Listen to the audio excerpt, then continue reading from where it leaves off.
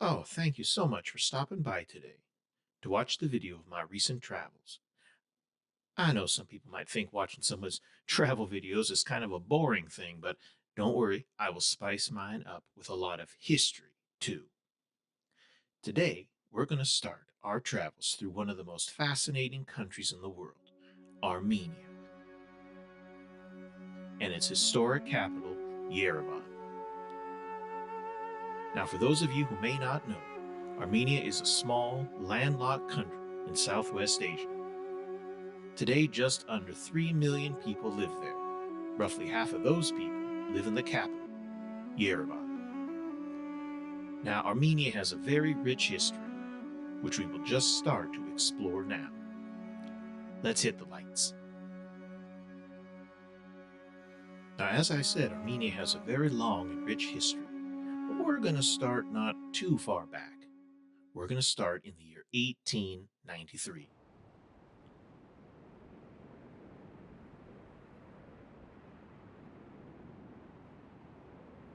In that summer, an English traveler by the name of H.F.B. Lynch was on his way to Yerevan. He wasn't a very happy fellow, and he complained a lot about rising temperatures as his small group of travelers approached the regional administrative center. Soon, he saw the city of Yerevan visible in the distance, nestled on the edge of the Ararat Plain. Now this Lynch, a successful businessman and traveler, visited Yerevan several times during the 1890s. He took 2 long trips throughout the southernmost Russian Empire, of which Armenia was a part back then.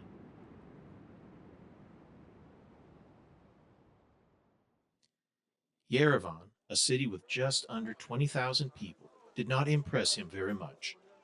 It was far too hot and lacked, from his perspective, any real points of interest. However, he quickly set out to see the sights. Lynch made a few observations. He wrote this about his visit to the city's largest Islamic building, what is now known as the Blue Mosque. This edifice is situated in the western half of Yerevan and is surrounded by the dwellings of the Tatars, in considerable number, overlapping into the Armenian quarters. It is approached from the narrow streets of a bazaar consisting of booths, and is entered by a handsome doorway at the side of an imposing minaret, of which the surface is diversified by designs in polychrome tiles. You pass through a vaulted passage and into a great court.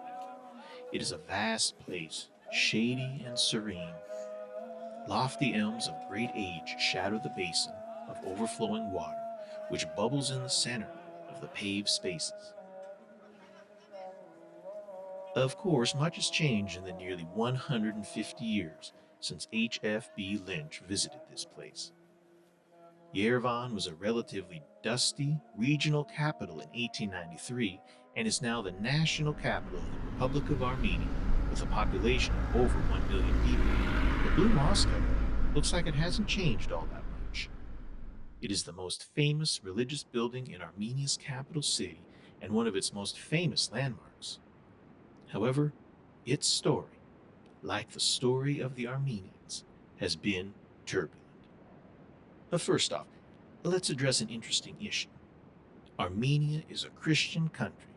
In fact, it is reasonable to argue that Armenia is the most Christian country on the planet. 98% of Armenians identify as Christian, and nearly all of those Christians identify as members of the Armenian Apostolic Church. Now, this is a church that's independent from the Catholic and Orthodox churches, and as an institution, it has always played a key role in Armenian national identity. So how is it that the Christian city of Yerevan's most famous religious site is a mosque and not a church? The answer to this question can be found in the long, dramatic, and triumphant series of events that occurred between the Yerevan of Lynch's time and today.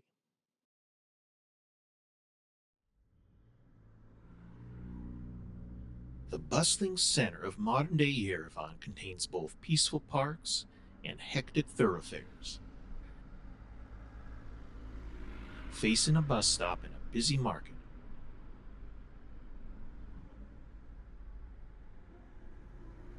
is the entrance to the Blue Mosque.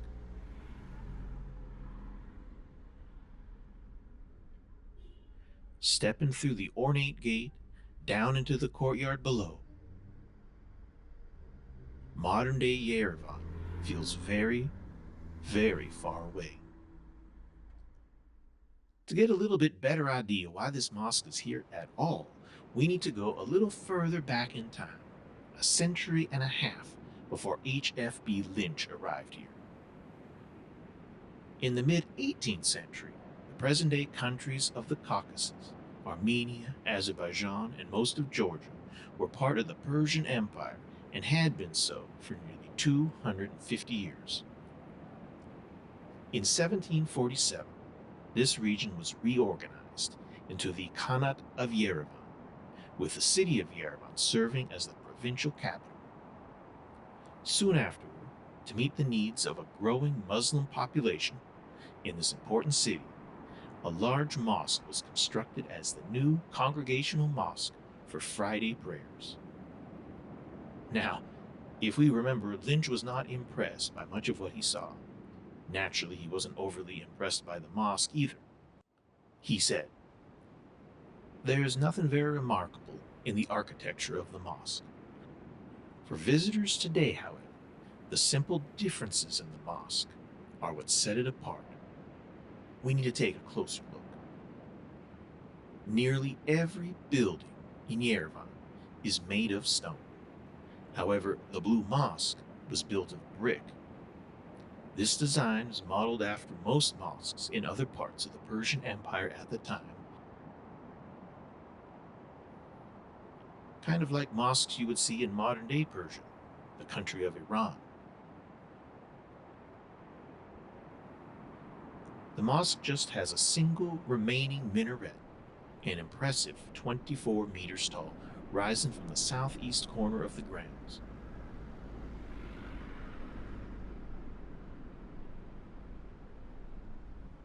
At one time, the minaret was the tallest structure in the city, visible from a distance. Similar to many other Persian mosques of the time, the prayer hall sits under a tiled dome with additional rooms on each side.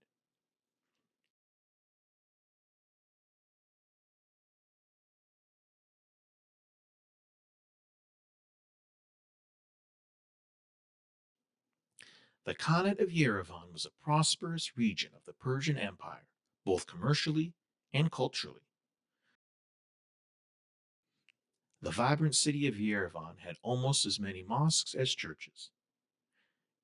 Yerevan was, culturally, linguistically, and religiously, a very diverse city. For nearly a century and a half, the Blue Mosque served as a key part of life for Azeri-speaking Muslims, referred to as Tatars in most texts, in and around the provincial capital. In 1828, Yerevan and the surrounding regions became part of the Russian Empire.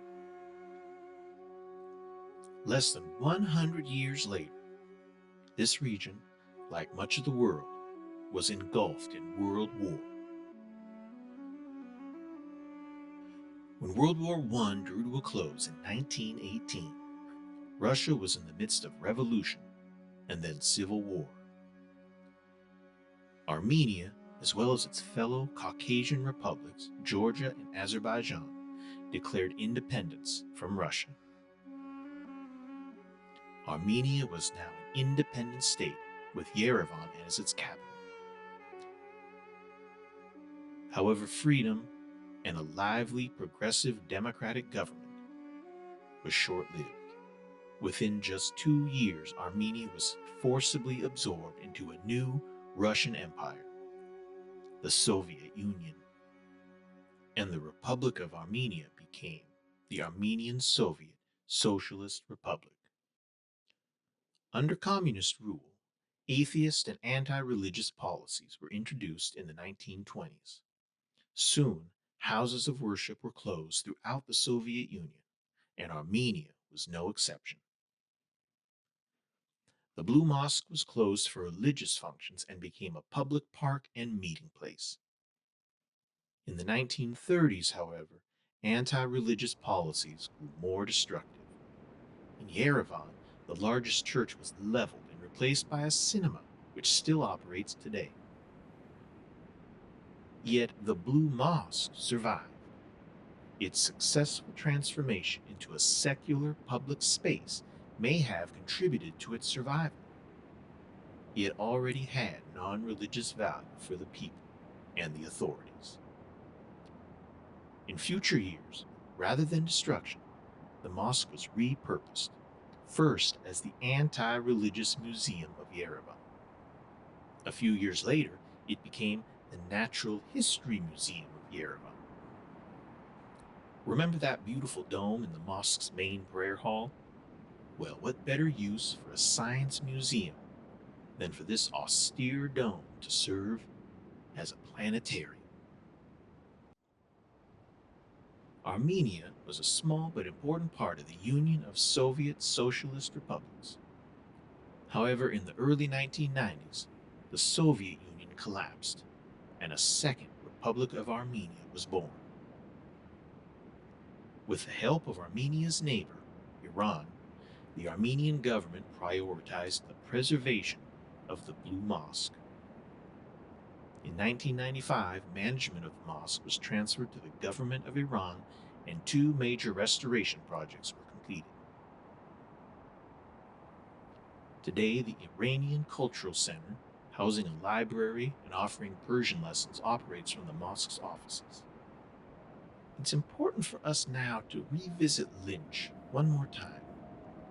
When Lynch visited in the 1890s, he noted just how busy the mosque was. Upon its margin are gathered figures in long robes and turbans, or attired in the Persian fashion and wearing the Persian lambskin hat. These are busy with their ablutions, while elsewhere, under the shade, mullahs are instructing groups of younger pupils. Of life and movement there is no lack. People are coming and going. But the absence of the least suspicion of haste spreads an atmosphere of delightful repose. Today the mosque is quiet. There are only a few Muslims in Yerevan now. Whereas the Blue Mosque building was fortunate to survive the tumultuous 20th century, the cosmopolitan nature of Yerevan, like that of other cities in the region, was not so lucky. Just a couple of years after Lynch's final visit to Yerevan in 1897, the Russian imperial government conducted a census. The population of Yerevan province, according to the census, was comprised of Armenians at 56%, Azerbaijani Tatars at 37.5%, Kurds at 5.5%, and Russians at 0.6%. 55% of the population was Armenian Apostolic Christian, 37% was Shia Muslim. Yerevan was a very diverse city, and Yerevan's diversity was not unique in the region. Just north of Armenia is the country of Georgia. Tbilisi, the capital city of Georgia, was 30% Armenian in 1897. More Armenians lived in and around the capital than did Georgians. To the east of Armenia is Azerbaijan. Baku, which today is the capital of Islamic Azerbaijan, had a population that was 20% Armenian. There were more Christians, Russians and Armenians combined, than Muslims in Baku. So what happened? The relative diversity of large empires could not and did not survive the arrival of nation-states. At the end of World War I, waves of Armenians fled the Ottoman Empire, after years of persecution and finally genocide, claiming over 1 million Armenian lives. 300,000 Armenians entered the new Republic of Armenia, which was just a small portion of their ancestral homeland. After the war and during Soviet times, the national boundaries of Armenia, Georgia, and Azerbaijan, drawn by treaties or by bureaucrats in the Soviet capital, Moscow, could never reflect the history and the diversity on the ground. In the 1990s, as the Soviet Empire crumbled, ethnic minority populations moved out or were forced out of their ancestral homes. The ethnic makeup of each country in the Caucasus has changed dramatically. Most Armenians have left Tbilisi. After a brutal war in the 1990s between Armenia and Azerbaijan, there are almost no Azeri Muslims in Yerevan, and almost no Armenians in Baku, the capital of Azerbaijan. Yerevan's Blue Mosque no longer has a large population to serve. It may be quiet, but it is a record and a reminder of another very different time. It is a peaceful place in a volatile region. Well, thank you so much for watching this video. We'll be visiting more amazing places in Armenia over the next few weeks, and I hope to see you here.